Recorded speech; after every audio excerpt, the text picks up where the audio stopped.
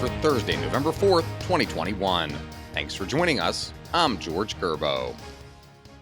Frustrated Democrats are blaming one another and President Biden after the party's devastating losses in Virginia and narrow win in New Jersey for Governor Phil Murphy.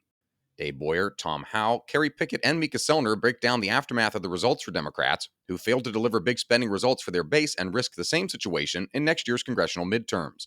The president said he didn't know whether Democrat Terry McAuliffe would have won Virginia had Congress passed his spending bills before Election Day, as some Democrats have argued.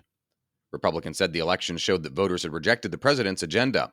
Party leaders in Congress moved quickly to focus the 2022 midterms on the issue of parental control in schools, a critical factor in the Virginia elections. One of the most alarming developments for Democrats and encouraging for Republicans was in Virginia's suburbs. Republicans won back thousands of voters who supported Democrats in 2020. Governor-elect Glenn Youngkin won suburban counties by 6 percentage points over McAuliffe just a year after Biden won the same areas by 8 points. Republicans also claimed at least 6 flipped seats in the Virginia House, which would give them the majority just 2 years after they ceded it to Democrats for the first time since the 1990s. Congressional Democrats are maneuvering to reinsert paid family leave and other progressive priorities into President Biden's $1.75 trillion social welfare bill. House Ways and Means Committee Chairman Richard Neal pledged to add a federal guarantee of at least 4 weeks of paid leave in any version of the bill advanced by the House, congressional reporter Harris Alec reports.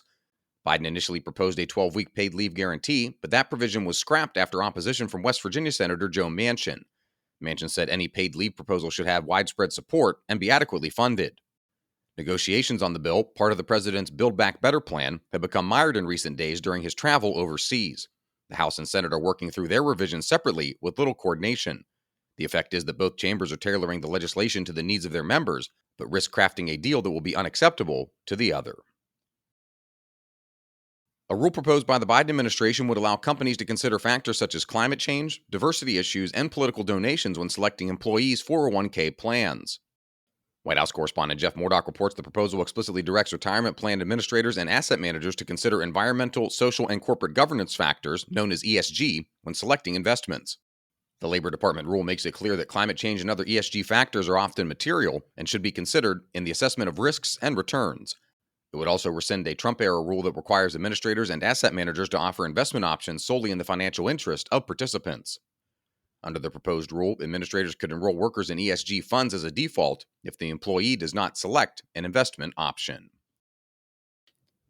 And finally, the Chinese military is rapidly building up its strategic missile forces and is on track to deploy up to 1,000 warheads by 2030, according to an annual Pentagon report.